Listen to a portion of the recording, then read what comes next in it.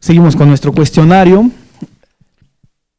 Este es de un anónimo y es muy interesante y es de las preguntas más delicadas que se pueden hacer un cristiano en esta posición. Dice así: buen día.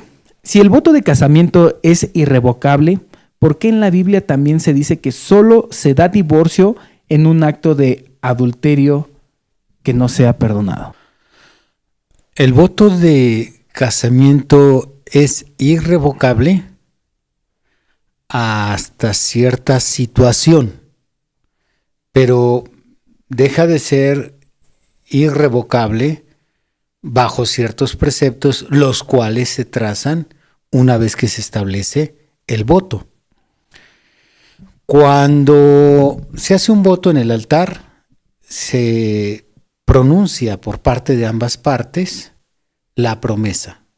Prometo serte fiel, prometo cuidar de ti, prometo, etc.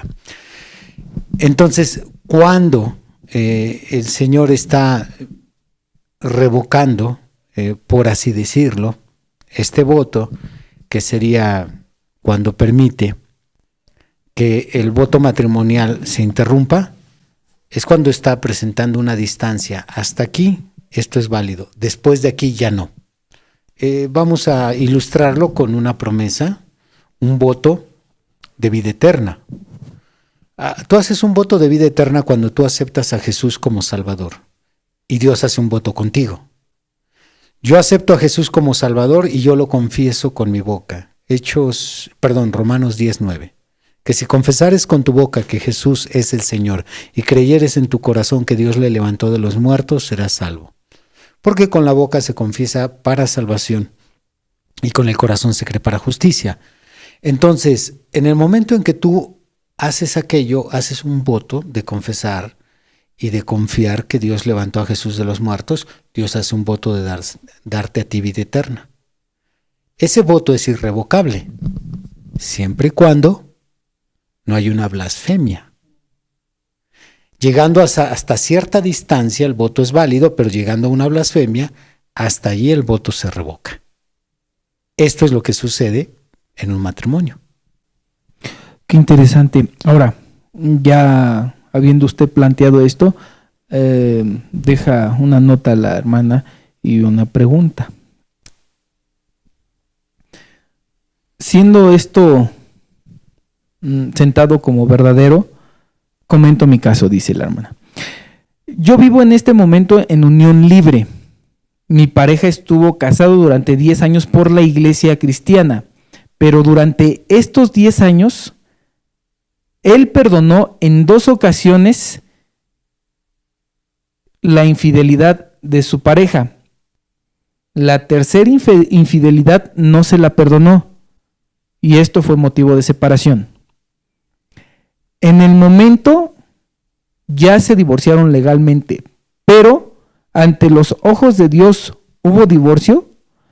¿Podría yo casarme con él? Desearía que me dé respuesta. Le agradezco de antemano.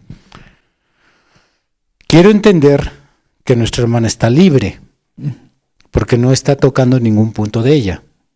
Entonces, si ella es una mujer que está libre por no estar casada con ningún hombre, por no estar comprometida bajo promesa y autoridad del padre para casarse, está libre.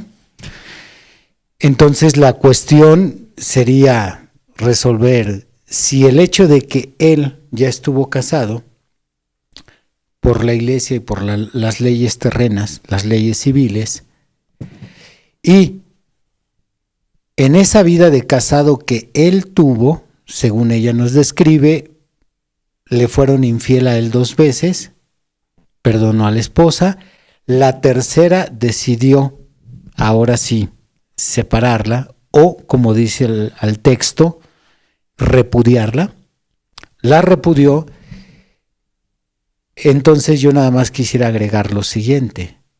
Si él no dio razones para aquellas infidelidades, sino que él fue fiel siempre, pero ella fue la que falló, entonces él está en su derecho, habiendo ya repudiado a su mujer por haberle sido infiel una tercera vez, él está en su derecho de volverse a casar.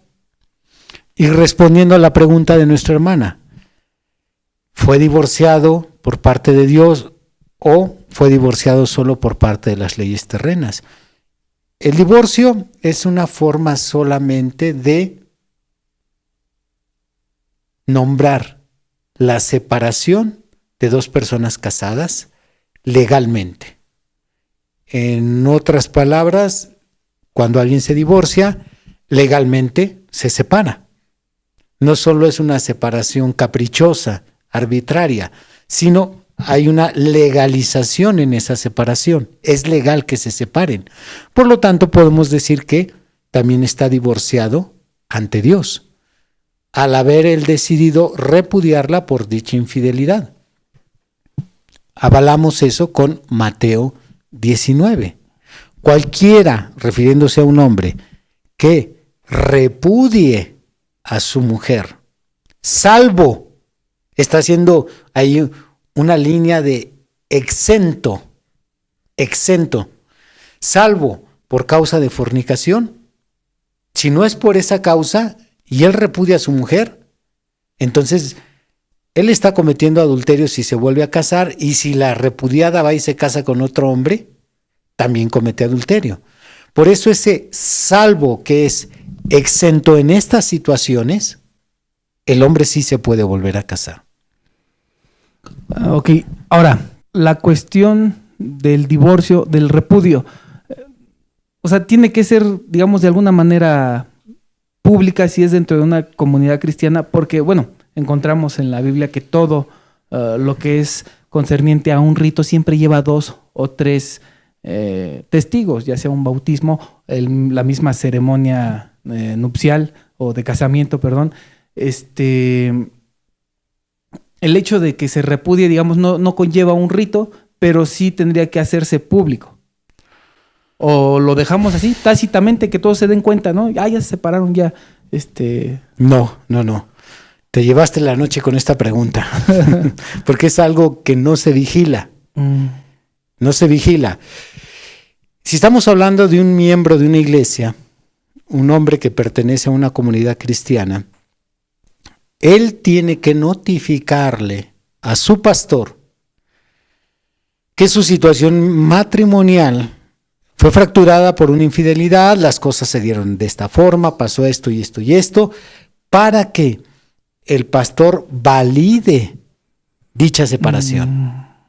Entonces, una vez notificándole al pastor, las cosas se dieron de esta forma, él está enterado, el pastor, una vez que habla con la ex esposa, o en este caso, perdón, todavía sería la esposa antes de repudiarla, confirma, no solamente es algo que nadie lo supo más que el esposo y la esposa, no, el pastor se entera, confirma que los hechos eran así, entonces ahora sí, podemos decir que se está validando legalmente los acontecimientos y por lo tanto, aquel repudio va a tener un sustento tanto bíblico como testimonial.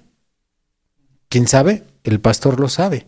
Después esto fue comunicado a la iglesia y ahora sí, entonces se inicia una nueva etapa de vida de ese hombre.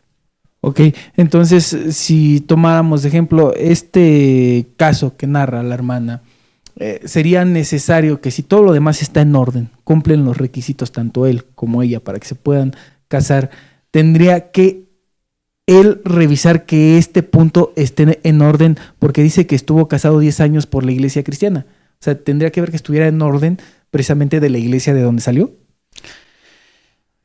¿A qué te referirías con tendría que ver que está en orden? Que haya seguido todo este procedimiento que usted nos acaba de explicar ahorita. Sí, él tendría que revisarlo. Bueno, en este caso tal vez no sería él, más bien sería el pastor. Ok. Porque él pues está consciente de los hechos. Sí.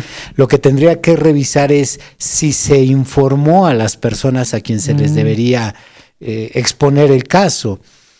Yo creo que su nuevo pastor sí debería, si él tiene un nuevo pastor, debería corroborar la información de él. Ok. A ver, tú me estás diciendo que duraste 10 años. Lo constato con la familia, con los conocidos de la antigua iglesia, etcétera. Hubo 2 infidelidades. El pastor tuvo que enterarse. Si contamos con una esposa que es honesta, ella, cuando el pastor hable con ella, lo va a corroborar. Sí, yo admito, le fallé. Entonces, creo que es trabajo principalmente del pastor actual quien corrobore la información para que aquello se valide. Perfecto. De acuerdo, pues aquí, hasta aquí con esta pregunta de un anónimo, se las dejamos. Sigamos con